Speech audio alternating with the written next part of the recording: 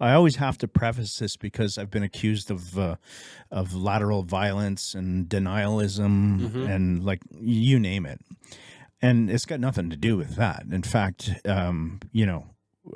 we're very aware of the history of the Métis people, and maybe that's that's why we're opposing the Métis Nation of Ontario and the government's plan to have them under the self-governing recognized Section 35.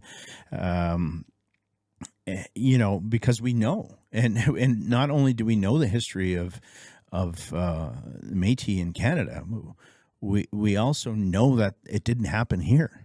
And that's part of the issue that we have. They're using our ancestors, my great great great grandfather or grandmother, as their root Métis ancestors to claim Métis status. And what we're saying is, well, first of all, there's a difference between a connection to an Indigenous bloodline and a distinctly different culture of people, nation of people. That's a far jump. But when you erase all, the culture, the language, the customs, the ceremony, erase that all and just make a connection to one of our ancestors, well, I mean, that just means congratulations. You have an Indigenous ancestor in your family tree, and you should be proud of that. But it does not make you a distinct culture, a distinct nation in somebody else's territory. And the most ironic part of this whole thing with the MNO is they go to a colonial government to seek that recognition instead of the people whose homelands and territories were here for in excess of 10,000 years. And they're looked to them for that acknowledgement and that, because they're part of them. They're part of the white society that grew up here. So it's an easier avenue to get those recognitions, which is all part of the plan to water down Indigenous rights. And whether they're aware of that or not, but it's just so ironic when you sit back and look at it and try to understand, wrap your head around, okay, how do you see that working, right? And we know more than anybody, it's not about blood quantum. But then if it's not, what is it about? It's about nationhood, right? And blood quantum.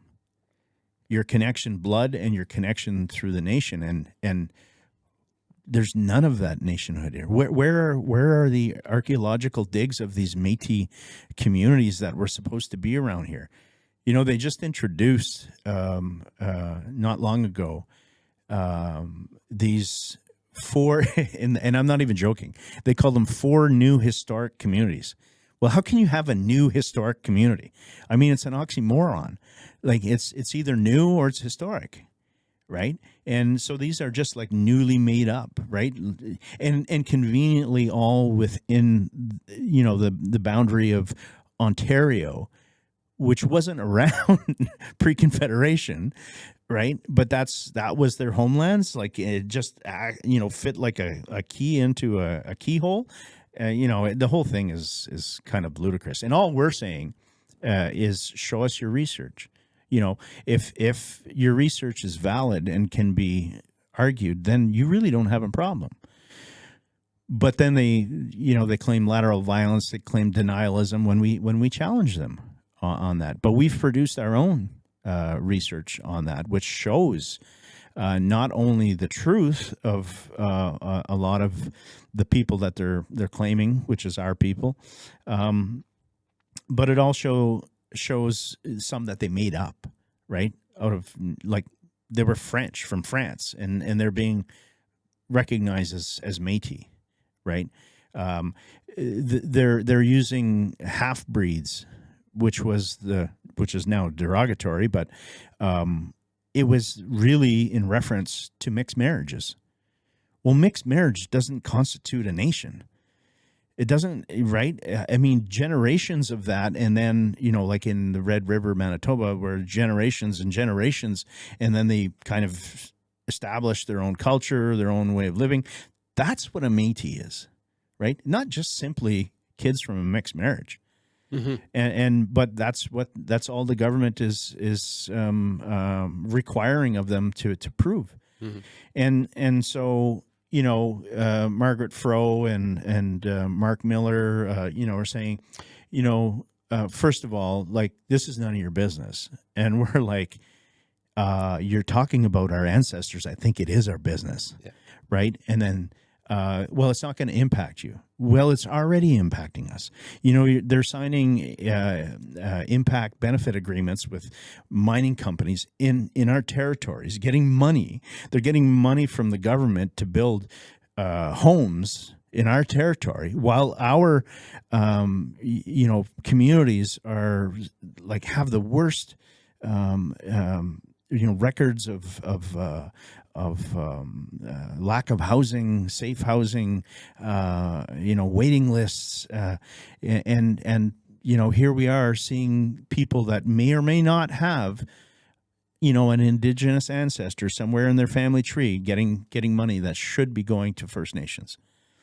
Are there examples of people that have a distant relative in their ancestry from Nipissing First Nation that don't qualify for membership for Nipissing that end up qualified for Métis? Is that what you're saying? Absolutely. And that's the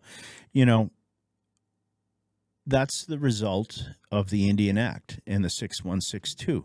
And, that has to be fixed. We all agree. And that's why Nipissing, as well as many other communities, are developing their own citizenship law, which will get rid of the Indian Act and put that control back into our communities, so we can determine who is a citizen.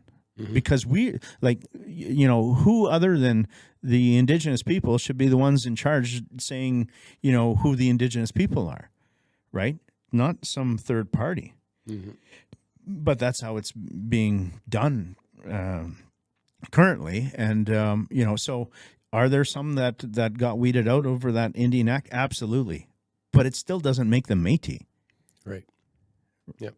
Right? I don't know how you go from that to being part of a different nation and part of a different culture, right? Some, unfortunately, were assimilated into mainstream society where they lived just like that Case guy in Sault Ste. Marie with the MNO. He's talking about whatever, but we look in his past, and it goes back to the 1700s or 1600s, where one person had kids with a mixed marriage. They called him half-breed. They assimilated, and for the rest of that lineage was all non-Indigenous people, became prominent in the Sault Ste. Marie area, had this energy distribution company in the 1900s. They made tons of money. One of them became the mayor of Sault Ste. Marie. Then all of a sudden, they're Métis. And they're claiming Métis rights in our and that's what we're against. We're not. This is not denialism. Yep. We know exactly what's going on, and it's on the backs and at the expense of the First Nations.